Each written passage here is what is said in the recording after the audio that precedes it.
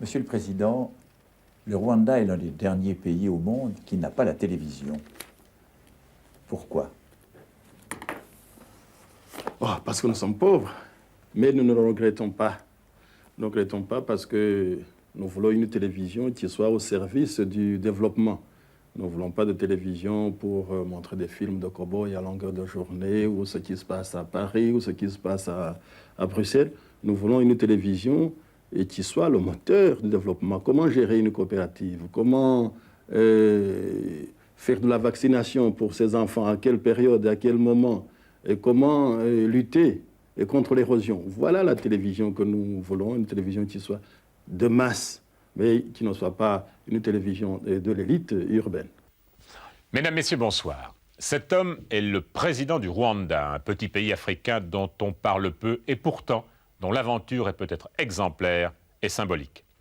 L'image que les médias vous proposent de l'Afrique, y compris la télévision d'ailleurs, est généralement celle d'un continent en crise, d'un continent victime de catastrophes naturelles, de famines, de drames ou de coups d'État militaires. L'image aussi d'un continent qui, pour reprendre la célèbre formule de René Dumont, est mal parti. Eh bien ce soir, à l'occasion de la semaine Nord-Sud, c'est une toute autre image de l'Afrique que nous proposent Jean-Claude Chanel et Guy Ackerman. Celle d'un petit pays, le Rwanda, qui, notamment avec l'aide de la Suisse, cherche à conquérir son indépendance économique et son autonomie sans crise, sans drame. C'est vraiment l'Afrique de l'espoir que nous vous proposons ce soir. Victimes d'images toutes faites et de stéréotypes, la plupart d'entre nous ont une fois pour toutes porté un jugement négatif et définitif sur l'Afrique. Eh bien, le reportage que vous allez voir ce soir a le mérite de montrer que cette réalité est beaucoup plus complexe qu'on l'imagine et en même temps, quelle est l'ampleur des problèmes que doivent affronter les dirigeants africains. Une manière comme une autre de nous amener à nous interroger sur notre conception des rapports entre les pays riches du Nord et ceux pauvres du Sud. Mais, regardez.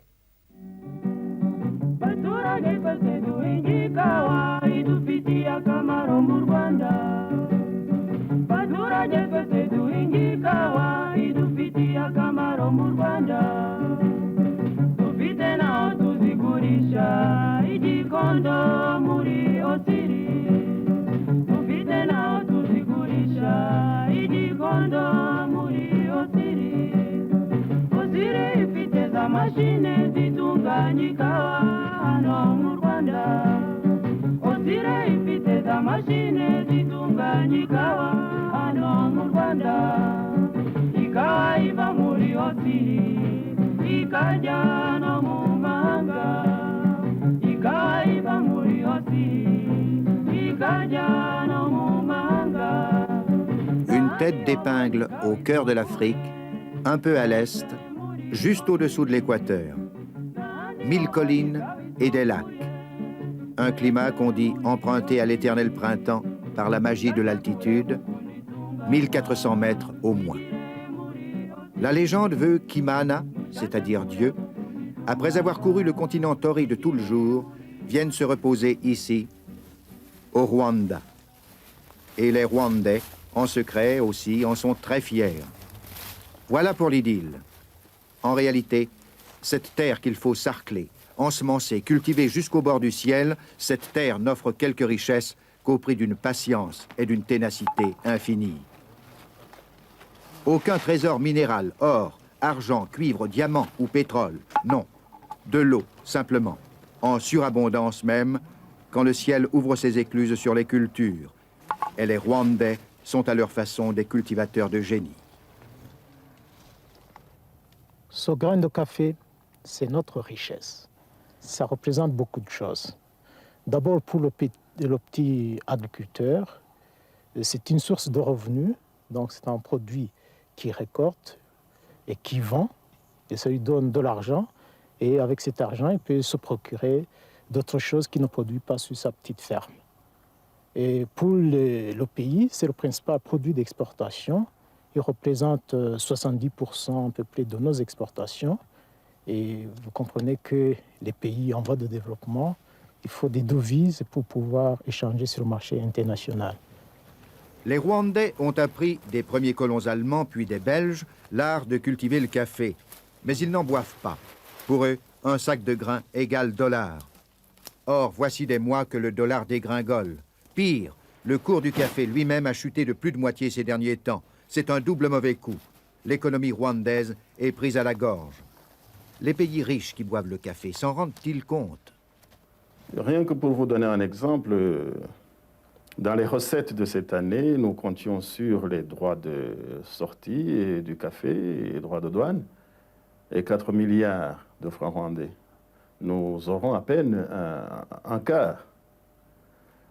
Ce qui vous traduit un peu, et je ne parle que du café, ce qui vous traduit un peu le climat d'austérité dans lequel nous vivons. Mais les priorités, ce que nous voulons, c'est d'abord de ne pas vivre au-dessus de nos moyens, chercher à connaître nos limites. Si l'État vit grâce aux recettes que nous avons du café et du thé, et c'est donc grâce aux paysans, ce n'est pas le paysan qu'il faut sacrifier le premier. Et c'est pour cela que nous avons coupé d'abord chez les fonctionnaires. Nous n'avons pas coupé, mais nous n'avons pas permis des augmentations. De même qu'il n'y aura pas des augmentations chez les ministres. Et je ne sais pas si vous connaissez le traitement du ministre rwandais, mais depuis 1982, nous ne l'avons pas augmenté. Et nous avons aussi demandé à ce qu'il n'y ait pas d'achat de voitures et d'autres équipements. Le strict minimum pour pouvoir dépenser là où c'est vraiment obligatoire. Risquer de mécontenter les fonctionnaires, de frustrer les ministres, c'est une option courageuse pour un chef d'État en régime présidentiel. En fait, le Rwanda affronte la crise économique mondiale en état de mobilisation civile. Chaque samedi matin, par exemple, on peut voir à Kigali les fonctionnaires se regrouper devant leurs ministères respectifs, pioches et bêches à la main. Ces hommes et ces femmes viennent accomplir un devoir auquel sont astreints tous les citoyens et toutes les citoyennes, à la ville comme à la campagne. Impossible de discerner dans cette petite foule qui est le ministre, qui est le planton, qui est secrétaire, comptable ou dactylo. Les tirs au flanc sont rares, la corvée est entrée dans les mœurs, le sens de la discipline agit, le pays a une tête. Juvenal Habyarimana, président de la République. 50 ans, marié, père de 8 enfants, formation militaire, école de cadre accomplie jadis en Belgique, où il a laissé le souvenir d'un sujet brillant. Ce général-major rêvait dans sa jeunesse de devenir médecin. Un coup d'État militaire l'a porté au pouvoir, sans effusion de sang, voici 15 ans. Depuis lors, il a été régulièrement élu, puis réélu dans sa fonction de chef d'État. Le Rwanda ne connaît qu'une formation politique, le mouvement révolutionnaire national pour le développement, dont le chef de l'État assume la présidence.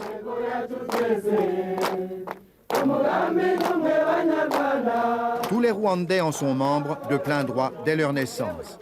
L'urgence et le nombre des problèmes à résoudre requièrent cette sorte de mobilisation civile et civique dont l'Umuganda est la meilleure illustration.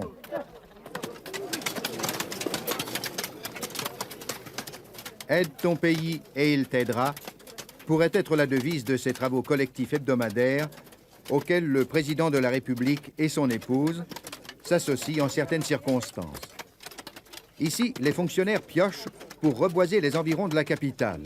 L'Umuganda n'est pas le fruit d'une simple fantaisie politique. C'est le symbole de la solidarité. Parce que quand une famille veut construire une case, vous savez, c'est un travail difficile. Moins difficile, bien sûr, que la construction d'un étage à Genève, mais en tout cas, c'est un travail difficile. Et une famille ne peut pas construire une case elle-même. Alors, elle appelle des amis, elle appelle des voisins, des parents, et chacun apporte quelque chose. C'est ça l'Umuganda. C'est ça donc que nous avons extrapolé à l'échelon national. La construction du pays nécessite l'apport des forces de chacun. Voilà le sens même de l'Umuganda.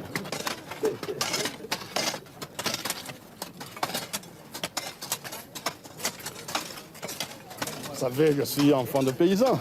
Et donc, depuis ma jeune enfance, je travaille la terre et je vois ces gestes de solidarité que vous pouvez vous-même voir lorsque les gens portent un malade dans un centre de santé ou si vous assistez à une organisation de noces ou de funérailles. Vous verrez ce que c'est la solidarité chez les Rwandais. Et aussi les liens sociaux qui se créent Et vous savez, j'étais tout à l'heure avec le ministre des Travaux publics, mais j'étais entouré par un agent que je ne connais pas. Il me glissait des choses à l'oreille. Ce sont des liens que vous ne pouvez pas créer autrement.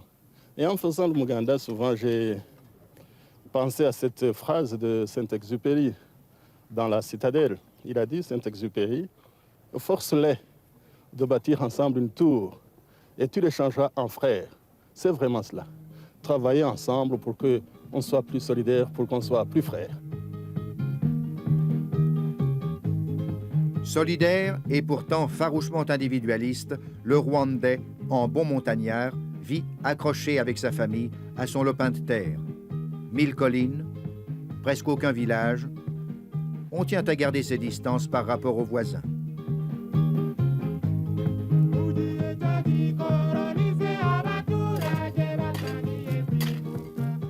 Reprenons l'exemple du café. Aucune plantation industrielle, mais 5 à 600 000 petits producteurs répartis sur une surface à peine plus grande que la moitié de la Suisse. Quel désastre si dans cette mosaïque on laissait le marché libre au moment où les cours s'effondrent sur le marché international. Voilà pourquoi le gouvernement garantit à perte le prix du café aux petits planteurs.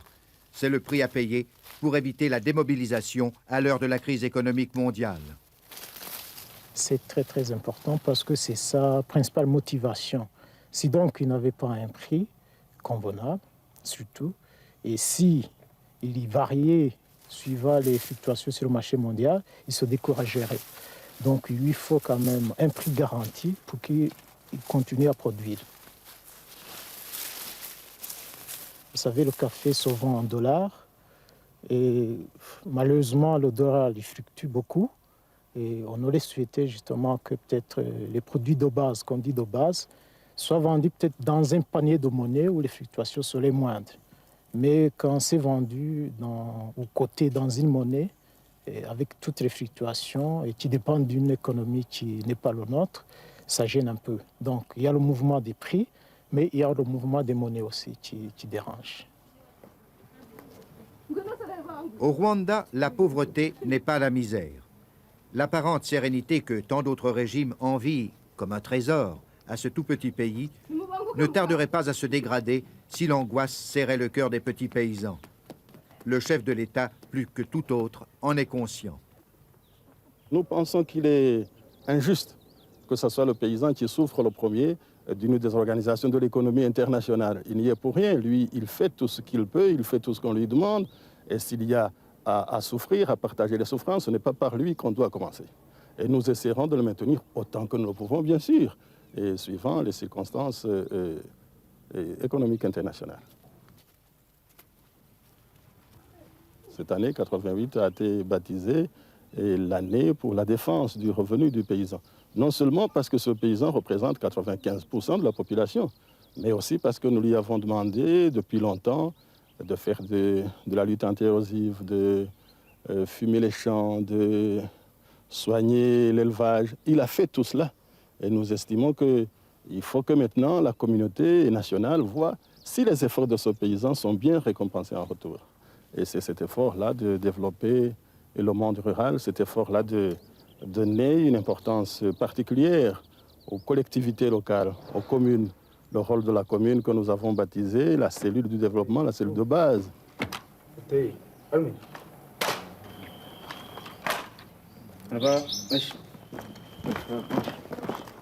7 heures du matin à Gikoro, une commune de 39 000 habitants située à 1 heure de route de la capitale. Comme chaque jour, en présence du bourgmestre et du personnel communal, les policiers hissent le drapeau. Dans tout le pays, la loi fait obligation à chaque citoyen de passage de s'immobiliser durant cette minute solennelle.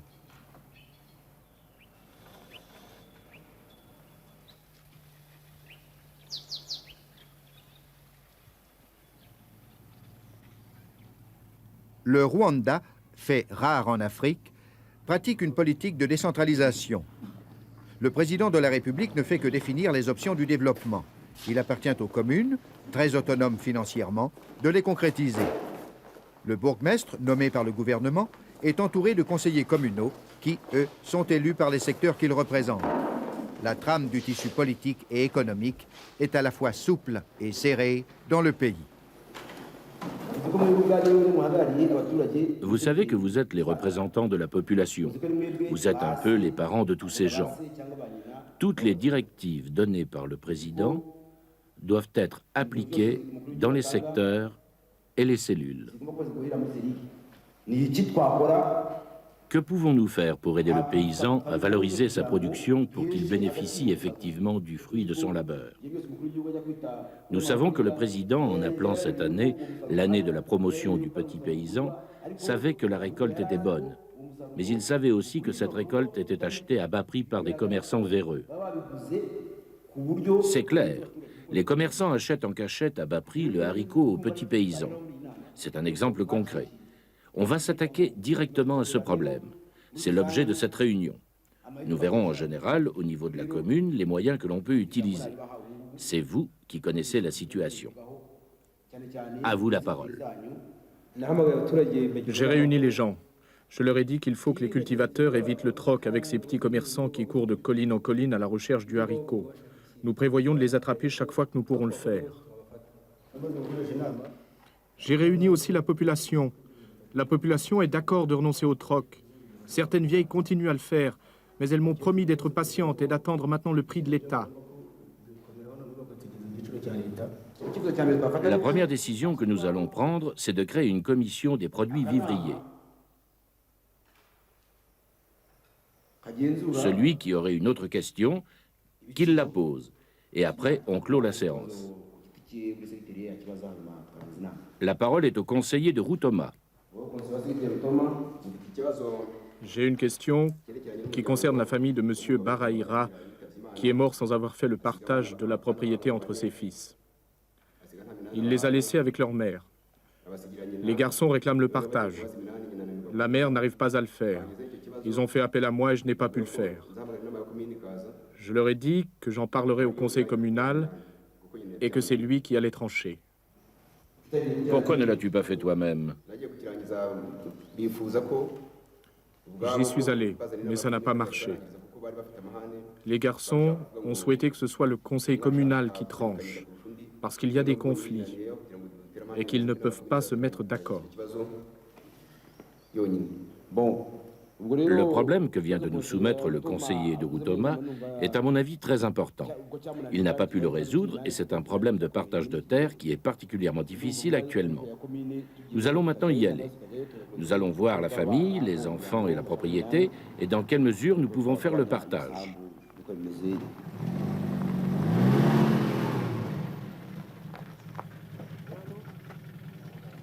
Juge de paix, huissier, administrateur, chef de la police locale, le bourgmestre gère à plus d'un titre la paix publique dans les campagnes. Les querelles de succession deviennent préoccupantes. Dans les nouvelles générations, par le jeu des héritages, les terres cultivables rétrécissent comme de véritables pots de chagrin.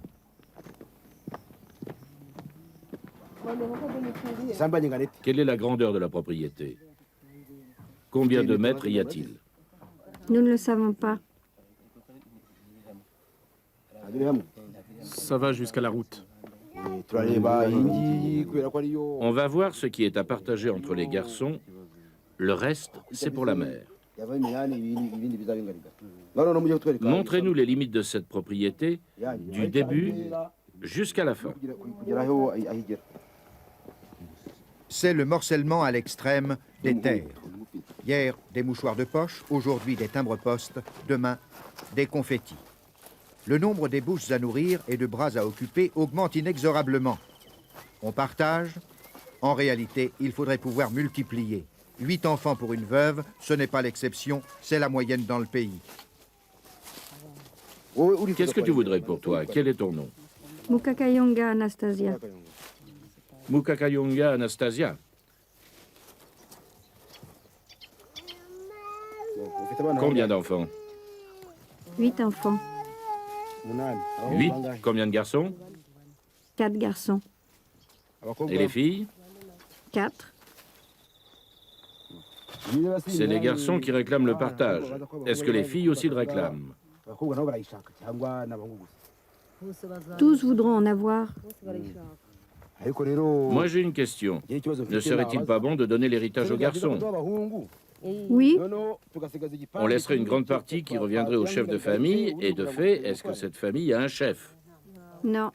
Pourquoi n'avez-vous pas désigné le chef? Qui devait le nommer? Vous. Le père est mort sans l'avoir désigné.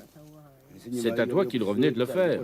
Elle désignera le chef lorsqu'elle donnera l'héritage. Cela veut dire qu'on va donner l'héritage aux garçons seuls. C'est possible aussi. Et on laisse, selon la coutume du pays, une grande partie pour les filles au cas où elles ne pourront pas fonder normalement leur famille. Toi, le conseiller, tu vas mesurer en pas la propriété d'un bout à l'autre. Depuis ici jusque là-bas. Tu nous dis combien de pas.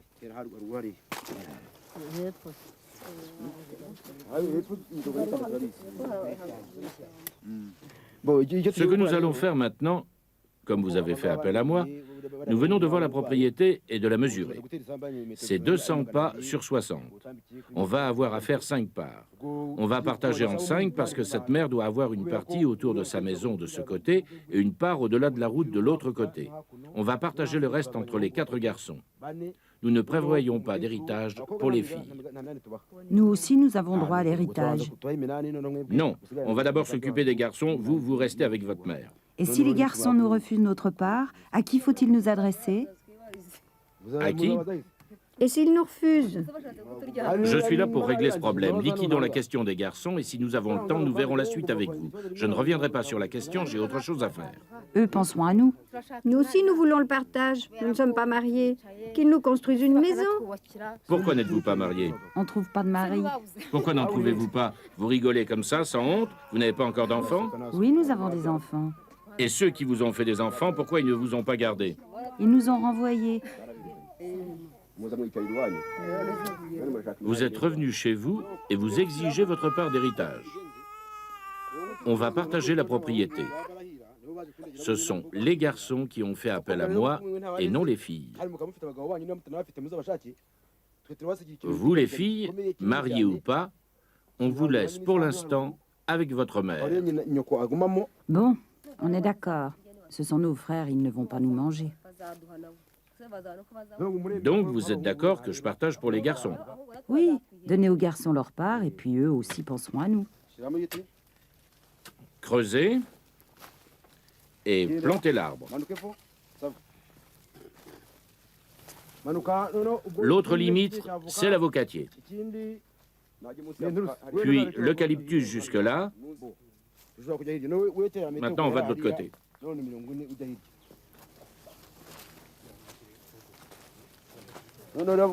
Vous, les garçons, vous me dites si vous êtes d'accord. Pourquoi on aurait la même part que les plus jeunes alors qu'on a déjà à l'âge de se marier et qu'on voudrait avoir de quoi planter une bananeraie? Je veux plus que les plus jeunes.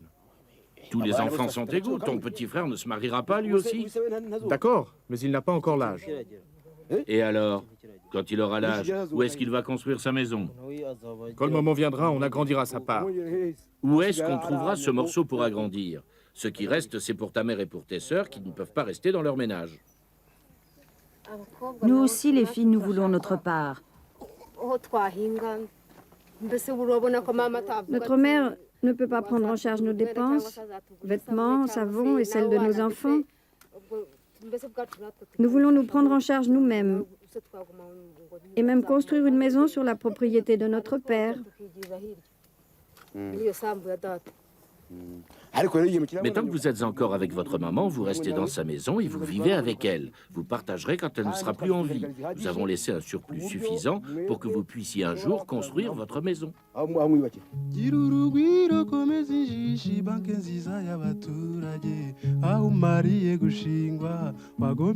Terre travaillée sans relâche et qui doit produire sans repos. Où est-elle, l'Afrique des grands espaces et des récoltes généreuses? Il faut cueillir 5 kilos de café cerise pour n'obtenir qu'1 kilo de café parche. Ça, c'est le café cerise. Hein. Et l'agriculteur doit enlever cette partie externe qui est charnue pour avoir le café parche. Et ce café parche, donc, doit être lavé et séché avant qu'il ne livre ce café donc, aux commerçants qui vont le livrer aux usines aussi. Et cette parche qui est enlevée au niveau des usines peut servir de combustible.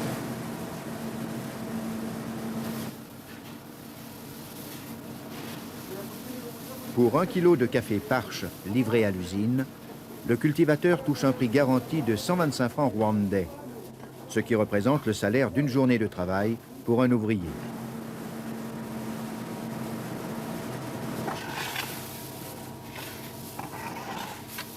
Un petit paysan parvient à produire en moyenne 75 kilos de café Parche, ce qui signifie que pour une peine considérable, il réalise un gain qui lui permettra tout juste d'acheter les équipements, les vêtements et les produits dont il a besoin. Cet argent, pour lui, c'est de l'or.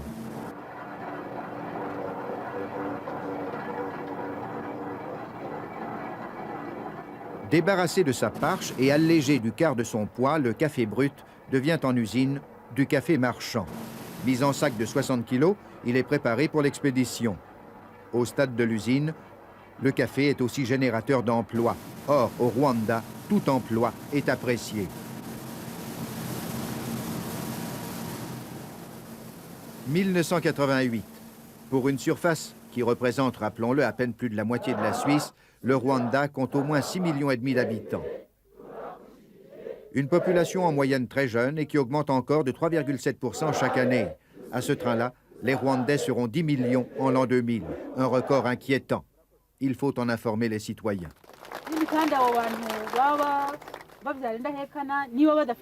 La femme qui a des grossesses rapprochées n'arrive plus à semer à temps et à récolter. La production est insuffisante. Son mari se plaint qu'elle ne fait rien parce qu'il voit les bonnes récoltes des autres. Ces femmes sont maladives, de santé fragile, et le pays doit dépenser pour des médicaments au lieu d'investir dans les projets de développement. Ainsi, le pays n'avance pas. Vous avez trouvé les moyens de ne pas dépasser 4 enfants. Il y a aussi des couples qui peuvent décider de n'avoir qu'un enfant. Ce couple aura un enfant et s'arrêtera là, et n'arrivera pas à 4. Est-ce qu'on utilise les moyens entre chaque enfant, ou est-ce qu'on fait les 4 enfants à la suite pour utiliser les moyens seulement après? Tu dis que ces recommandations nous concernent particulièrement, nous autres, les femmes. Le proverbe dit qu'il faut aiguiser les 2 pierres de la meule pour moudre le grain. C'est l'homme qui commande. Et s'il veut approcher sa femme et qu'elle se refuse, elle est battue. Que peut-elle faire, la femme? Elle est battue au point qu'elle quitte son ménage. Et lui va se plaindre chez ses beaux-parents. Il dit que c'est sa femme qui se refuse à lui. Qu'est-ce qu'on peut faire quand vous dites que les recommandations ne concernent que nous? Un couple a 2 ou 3 ou 4 enfants, comme vous le dites. La mort vient et les enlève tous. Et puis le couple se retrouve sans enfants. Que doit faire ce couple? Tu dis à ta femme, nous aurons le nombre d'enfants qu'on peut élever. Et ta femme dit, je veux avoir beaucoup d'enfants, alors que tu n'as même pas assez de terre pour en nourrir un. Quelle est la solution? C'est vrai ce que tu dis. Moi aussi j'ai des enfants, et je n'arrive pas à m'en occuper. Les uns sont des bandits, les autres se débrouillent par-ci par-là. C'est vrai que les femmes doivent avoir moins d'enfants. Nous autres, nous avons souffert. Nous crions à en perdre la voix.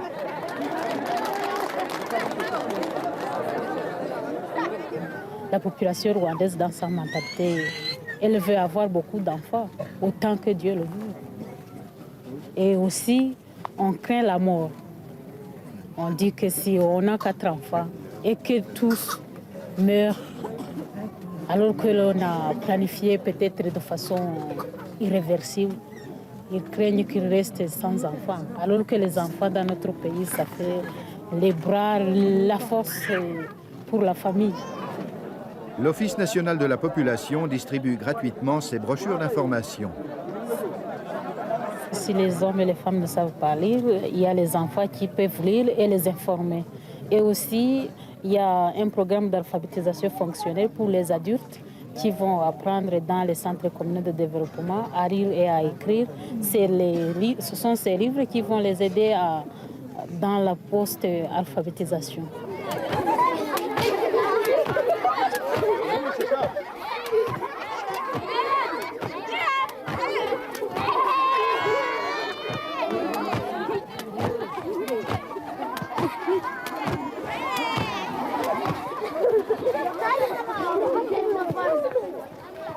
Un pays minuscule et des millions d'enfants qui espèrent trouver en l'an 2000 leur place d'adulte sur cette planète.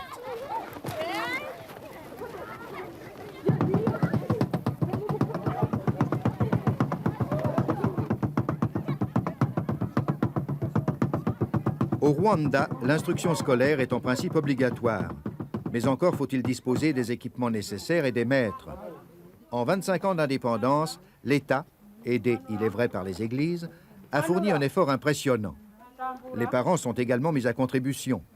Et puis, il y a l'Umuganda, qui permet, en unissant les efforts individuels dans les travaux collectifs, d'édifier, comme ce fut le cas ici, les bâtiments de l'école. Crise économique, multiplication des naissances, l'instruction publique devient une charge de plus en plus lourde pour l'État. Et pourtant, la soif d'apprendre est immense.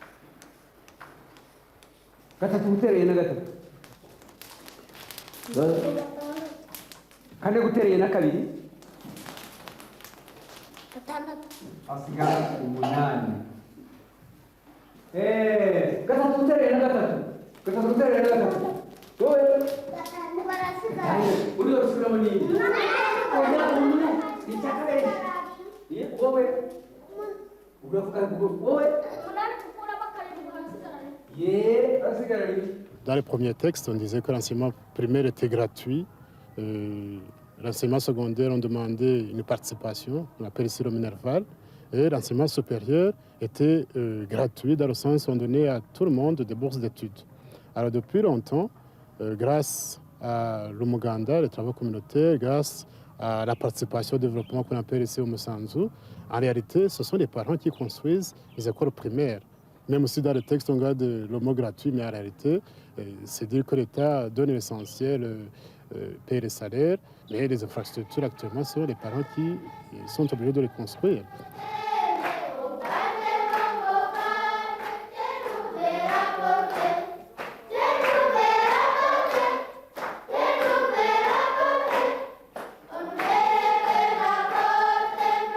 S'ils chantent en français, Malbrook est un des derniers vestiges de la colonisation, les petits Rwandais, dans leur culture, parlent une langue réputée, subtile et très riche en aphorismes.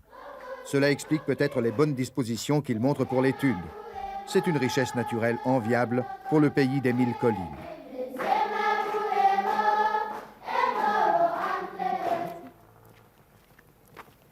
Marcheurs et porteurs infatigables, leur ambulance à la campagne, la voici. Les Rwandais, par la force des choses, n'ont pas encore sacrifié au culte du moteur et de la roue. Les centres de santé aménagés dans les communes sont abondamment fréquentés. Les conditions d'hygiène s'améliorent. Médecine prénatale et soins maternels sont à l'ordre du jour.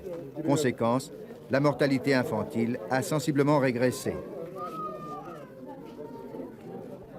L'État, qui prône dans ses campagnes d'information une limitation de la fécondité à 4 enfants par femme, l'État fournit ici des moyens contraceptifs à celles qui le désirent. Lorsque un enfant naît chez un occidental, eh bien, c'est un consommateur en plus. C'est quelqu'un qui vient pour partager le pain qui est sur la table. C'est un consommateur. En Afrique, spécialement au Rwanda, lorsqu'un enfant naît, eh bien, c'est une force. C'est 2 bras qui naissent. 2 bras pour produire.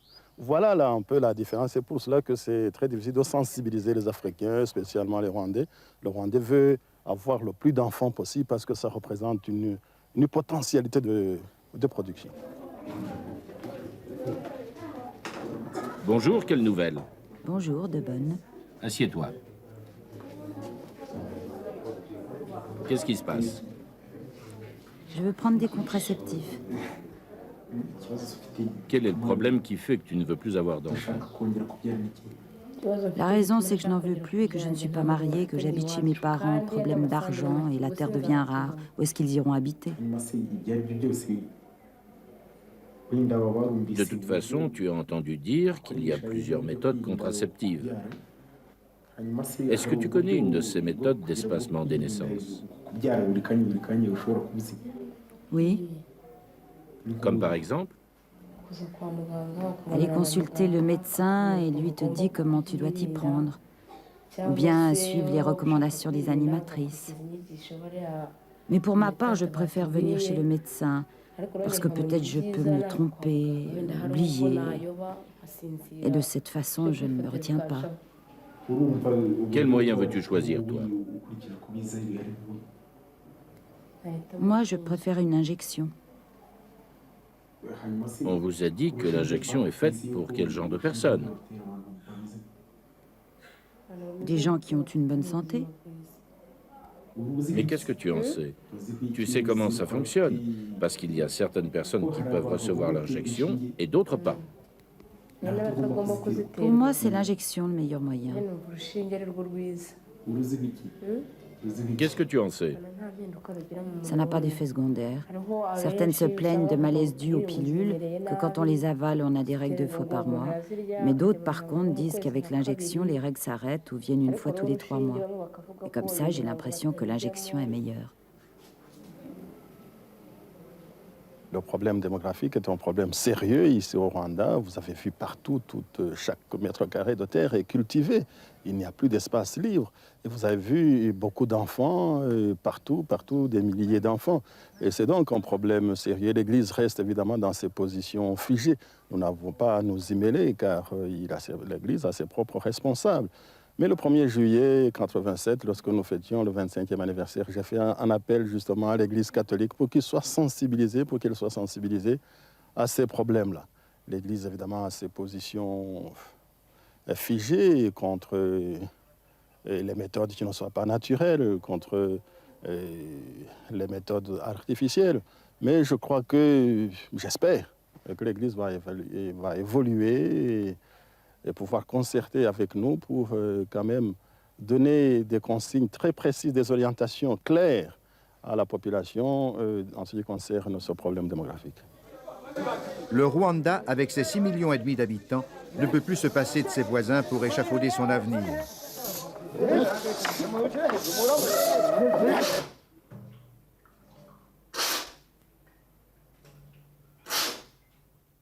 Dépendre presque exclusivement du prix d'un seul produit, le café en l'occurrence, même si on en garantit la qualité, c'est une folie à longue échéance. Une politique d'ouverture vers l'extérieur s'impose avec ses voisins.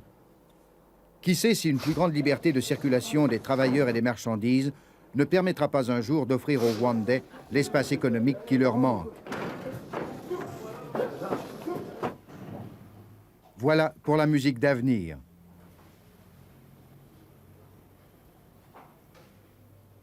En attendant, aujourd'hui, il faut tirer parti de tout et tout de suite.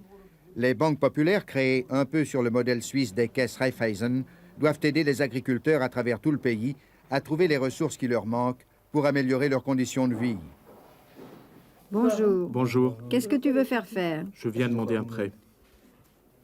Tu veux un prêt pour faire quoi? Je veux un prêt pour acheter une vache. Une vache de qualité. Tu souhaites combien?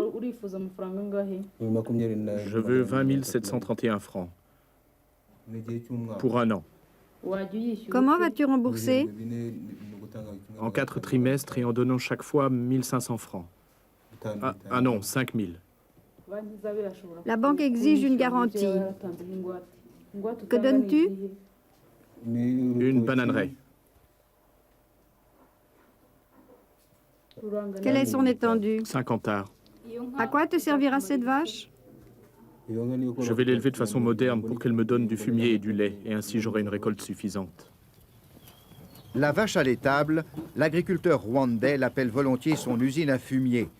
La terre, sollicitée à l'extrême, menace de s'épuiser. Il y a donc lieu d'encourager ce type d'élevage.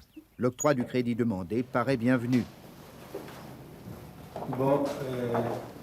La décision appartient au conseil d'administration de la banque. Il se compose de citoyens estimés et méritants, issus des divers secteurs de la commune. L'administration centrale veille à ce que les notables s'épargnent la tentation de se servir les premiers. Chaque demande de crédit est examinée scrupuleusement. L'honorabilité du requérant, sa solvabilité, les garanties qu'il apporte entraîneront la décision collégiale d'accorder ou de refuser le crédit. Les banques populaires proposent parfois à la population des sortes de crédits-programmes. Ainsi, les crédits soudures qui permettront d'attendre sans privation les revenus d'une récolte tardive. Crédit accordé. Autre exemple, les crédits brouettes qui font entrer les exploitations agricoles dans l'ère de la roue. Curieusement, les Rwandais n'ont pas pour coutume, comme d'autres montagnards, de bâter les animaux. L'apparition de la brouette, c'est une petite révolution dans l'univers familial. Et pourquoi ne pas le dire, une étape peut-être plus importante qu'il n'y paraît dans l'amélioration de la condition féminine.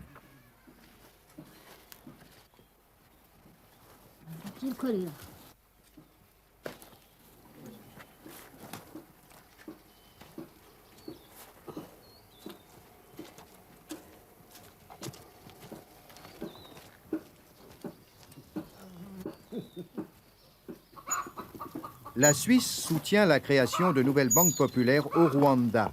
La coopération technique prend en charge, durant la première année, la totalité des frais d'exploitation. Puis, chaque année qui suit, voit cette participation diminuer de 20%. C'est dire qu'après 5 ans, en principe, une banque locale doit se suffire à elle-même. L'expérience s'est révélée positive. Les Rwandais tiennent leurs engagements ponctuellement. En moyenne, ils sont bons payeurs. C'est une qualité qu'on leur reconnaît aussi à l'échelon national.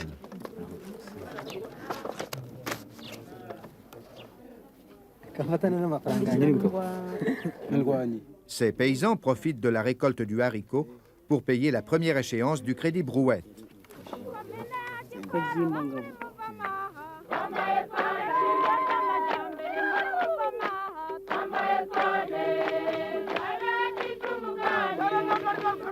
« 500 habitants au kilomètre carré cultivés. Et cultivés au prix de quels efforts? Il n'y a plus de campagne au Rwanda. Les 1000 collines forment un immense jardin potager. L'eau est l'allié, mais aussi l'ennemi du cultivateur. Partout et toujours, il faut retenir les sols et sculpter les pentes comme on ravale une façade pour lutter contre l'érosion. Au-dessus de 2000 mètres, les cultures riches, comme la banane et le café, se raréfient, puis disparaissent. Pas question d'abandonner pour autant. Il reste encore le sorgho. La difficulté éveille l'ingéniosité. C'est l'histoire d'un groupe de femmes qui, sans savoir ni lire ni écrire, ont réinventé à la fois la coopérative et la banque.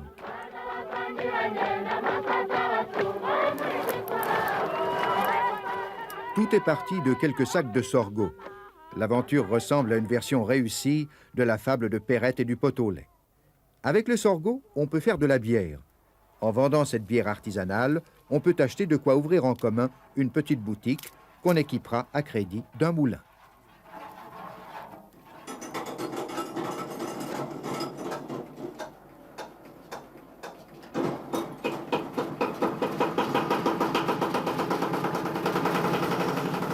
Les affaires tournent rond. On rembourse les crédits obtenus et on augmente la production. S'il faut réemprunter pour franchir une nouvelle étape, on se porte solidairement responsable de la dette. Le partage des bénéfices s'opère en toute équité. Le bon sens et l'honneur font loi. La parole fait foi. À quoi bon des documents? On ne sait ni lire ni écrire, mais on sait compter. On sait surtout compter sur soi.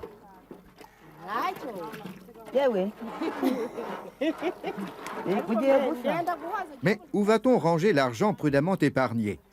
Ceci est la suite de l'histoire. Autre état-major, celui à Kigali de l'Office du café qui contrôle toute la production exportée par le Rwanda. Il y a certes les cotations des bourses de New York et de Londres, mais on peut toujours discuter son prix avec un bon client. Oui, c'est Kampayana de Kigali. Je voudrais vous demander si vous êtes acheteur aujourd'hui. 52. Oui. Ah, c'est trop bas, ça. Nous sommes à 146. Merci. Dès que vous pouvez améliorer votre prix, essayez de nous contacter. De notre côté, nous allons faire un effort et voir ce qu'on peut faire. Au revoir. À Kigali, en quelques secondes, on liquide ses affaires par téléphone avec l'Europe. Ici, dans les collines, la banque la plus proche où déposer son argent est à 5 heures de marche aller et retour.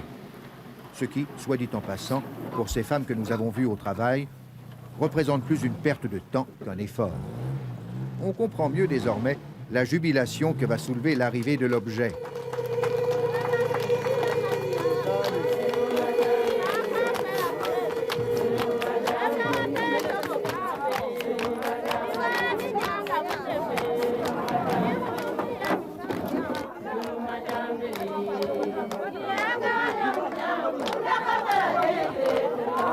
Ce coffre a été prêté par les banques populaires. La naissance d'une caisse de dépôt et de crédit par génération quasi spontanée est une expérience qui vaut la peine d'être encouragée. Autre fait remarquable, cette création est due à l'initiative exclusive d'un groupe de femmes entreprenantes et courageuses.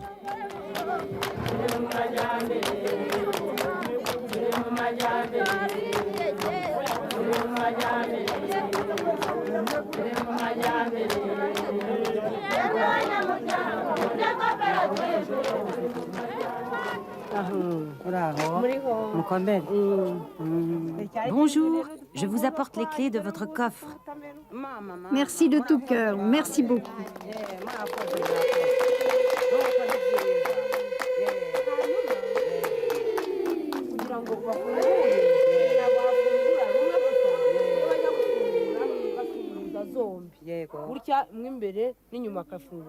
Pour ouvrir, on n'emploie pas une seule clé. On introduit les deux clés à la fois. Il y a une porte externe et une porte interne. Et chaque fois, il faut introduire les clés en même temps. Même si on voulait une paire de clés, il n'y aurait pas moyen d'ouvrir le coffre. Le coffre que nous avons demandé est arrivé. Je vais l'ouvrir et nous allons déposer notre argent. Elle n'est pas des nôtres, celle qu'il n'a pas encore épargnée. Nous avons gagné notre pain.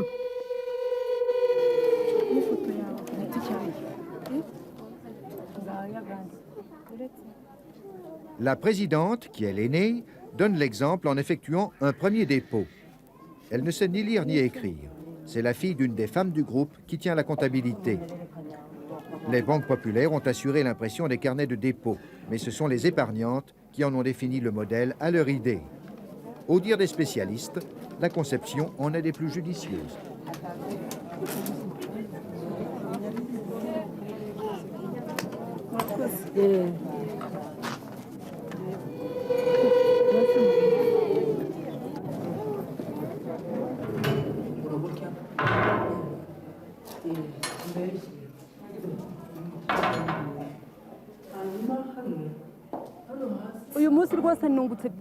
Aujourd'hui, j'ai gagné beaucoup. Je ne saurais même pas comment l'exprimer. Nous avons accueilli des visiteurs. Nous avons gagné une banque à nous. Nous avons gagné de pouvoir épargner, de ne pas gaspiller parce qu'on a un lieu où déposer. Et si on veut emprunter, on peut emprunter.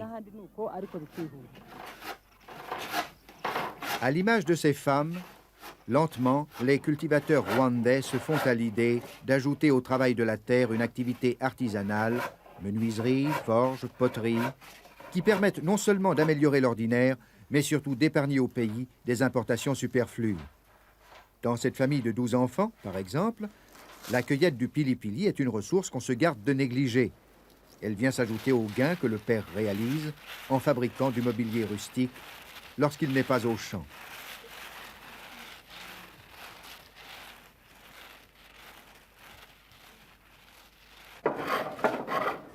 Dans le même ordre d'idées, un peu partout, on crée des centres d'enseignement ruraux et artisanaux. Les jeunes, parvenus au terme de leur scolarité primaire, y apprennent pendant 3 ans un métier qui leur permettra de trouver par la suite un emploi à la campagne. Ici, truelles, rabots et marteaux sont des outils qui assureront le revenu que la terre ne peut plus fournir.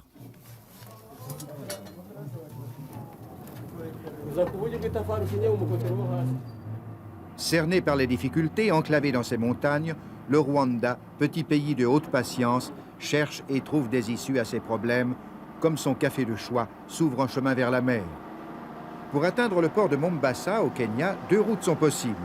Celle du nord, qui passe par Kampala, en Ouganda, est asphaltée tout du long, mais peu sûre politiquement. 1500 km au total. Autre possibilité, contourner et même traverser le lac Victoria au sud par la Tanzanie. C'est plus long et par endroits, la piste vous garantit les ornières, la poussière et la boue. Au total, 1750 km, 7 à 10 jours de trajet coûteux pour chaque cargaison. On comprend pourquoi, en toute occasion, le chef de l'État exhorte dans ses discours ses compatriotes à tirer parti de toutes les énergies matérielles et morales dont peut disposer le pays. Un exemple, le papyrus. Cette plante aux allures de gigantesques ombellifères, qui pousse à une vitesse surprenante sur les bords du Nil, ne valait pas mieux que litière aux yeux des Rwandais depuis des siècles. Or, n'a-t-on pas découvert récemment que, bien moulu, le papyrus formait un excellent combustible? Il suffit de quelques jours dans ces marais pour que la nature remplace les tiges coupées en abondance. Certes, chaleur et moustiques rendent la tâche ingrate et peu salubre. Un petit téléphérique transporte en principe l'étrange moisson à destination. Des inondations le paralysent depuis quelques mois. Qu'à cela ne tienne. Ici comme ailleurs, les porteurs ne manquent pas. Le Nil cache un autre trésor, de l'argile de bonne qualité et en quantité suffisante pour répondre aux besoins de plusieurs générations. En faisant quoi? Des briques, évidemment, dans un pays où il y a tant à construire. La matière première est là, le combustible aussi. Reste à créer l'usine. C'est là qu'intervient, à point nommé, une assistance technique et financière bien comprise, celle qui permet le démarrage d'une industrie. Ce fut un projet suisse. L'usine de briques, la voici, tout juste sortie des langes. Tout d'abord des bassins de décantation pour récupérer l'argile, transportée sous forme liquide. «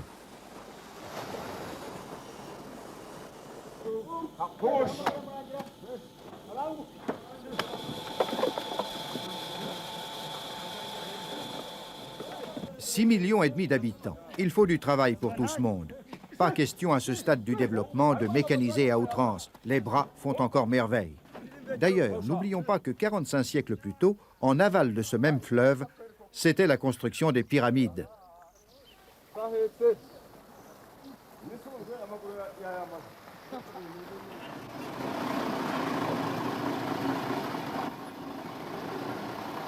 On annonce pour aujourd'hui la visite du chef de l'État. Le voici, entouré de son escorte. Le bon Arabica a trouvé la route des océans. Il reste la parche de ce café dont on nous a dit tout à l'heure qu'elle pouvait servir de combustible. On quitte le royaume des pharaons pour celui de Dante.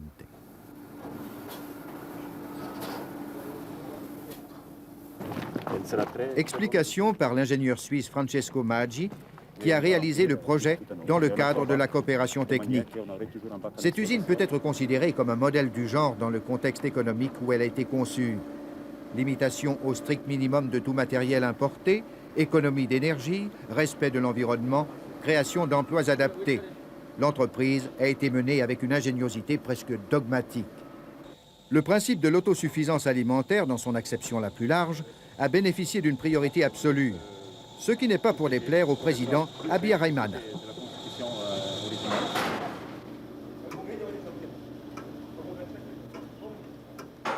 Le fin du fin, en l'occurrence, sera d'utiliser la première production des fours pour achever la construction de l'usine elle-même.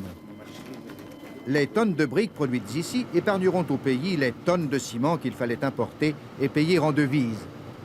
Au-delà de l'intérêt financier, le chef de l'État attache-t-il une valeur de symbole à cette réalisation? Comme vous l'avez vu vous-même, ici on n'emploie que l'argile que nous avons, et le papyrus, la parche de café comme source d'énergie, donc les produits locaux que nous utilisons. Et c'est ce premier symbole que je lui attache. Ce qui ne manquera pas, bien sûr, d'avoir des conséquences. D'abord sur notre principe de consommer rwandais. Nous disons que nous devons estimer, évaluer ce que nous avons et que nous pouvons consommer sur place. C'est cela que nous appelons compter d'abord sur nous-mêmes, mais aussi consommer rwandais. L'autosuffisance alimentaire, ce n'est pas seulement la production agricole en tant que telle, mais c'est, comme je le dis souvent, c'est tant d'actions dans tant de domaines qu'il faut coordonner pour que justement le Rwandais ait suffisamment de moyens pour vivre avec ses moyens propres. Mais nous ne devons pas minimiser le rôle de toutes les activités connexes, les infrastructures, les routes pour évacuer les produits, les centres de santé, pour l'hygiène et la santé de la population. Une population en bonne santé sera capable de produire davantage qu'une population malade.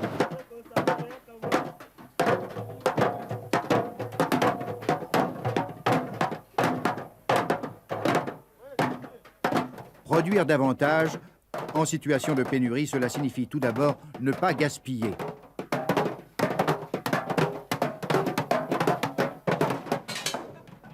Kigali, la capitale en forme de grand village, avec ses quelques 200 000 habitants, ne connaît pas la lèpre des bidonvilles gigantesques et surpeuplés. Mais déjà, les chômeurs, les déracinés, les désœuvrés ne manquent pas. Il faut les occuper. Ce curieux endroit, à mi-chemin entre le souk et la décharge publique, porte le nom de secteur non structuré. On y récupère tout à la fois les objets et les hommes. Sage précaution, car l'explosion démographique pourrait aller de pair avec l'éclosion de la criminalité. Le Rwanda est très bien géré. Même pendant une période difficile telle que nous vivons maintenant, il retient toujours entre 4,5 jusqu'à 6 mois d'importation, c'est-à-dire équivalent en devises pour importer pendant 4,5 à 6 mois. Mais ça, c'est inouï, on ne voit jamais ça en Afrique. Alors, il se prépare maintenant pour l'avenir. Et là, il faut changer un peu l'optique. Jusqu'ici, c'était conservateur. Ils ont bien construit l'infrastructure, ils maintiennent bien les routes, qui est un réseau routier entre les meilleurs en Afrique. Ils ont un système téléphonique qui marche. Ils ont un programme d'électrification rurale, électrification qui pourrait servir des villages, des centres secondaires. Ça veut dire une décentralisation même de l'industrie de l'avenir. Mais il faut changer aussi un peu la mentalité, c'est-à-dire vendre, produire, devenir compétitif.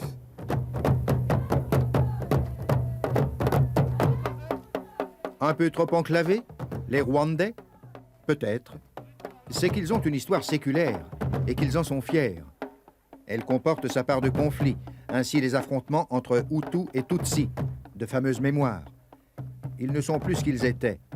Un quart de siècle s'est écoulé depuis l'indépendance, l'espace d'une génération. Voilà qui efface bien des choses. C'est la tâche du président de maintenir l'équilibre entre toutes les régions du pays.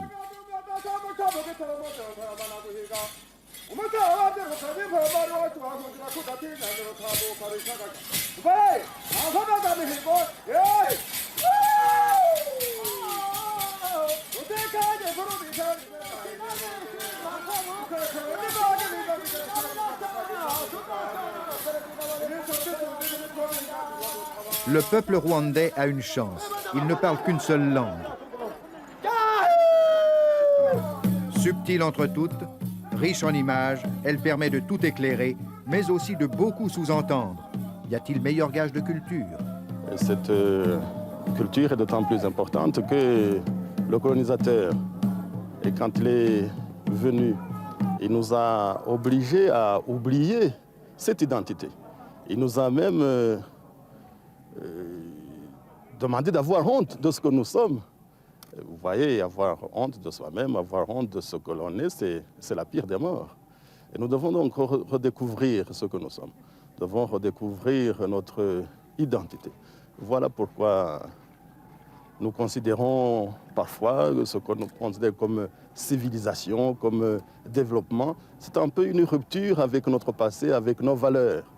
Et nous devons non pas vivre à la manière européenne et dire que c'est cela la civilisation. Non, la civilisation, c'est ce que l'on est et chercher de l'améliorer toujours.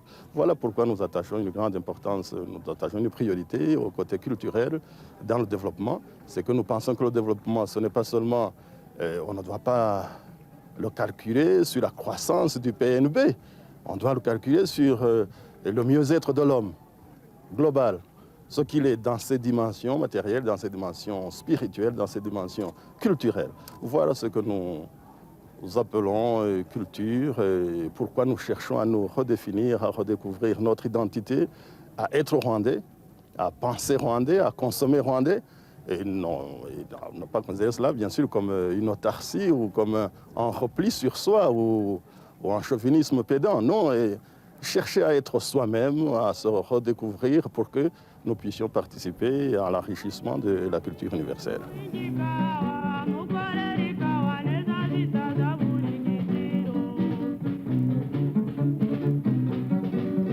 Ikirigitiro kiza mu mahanga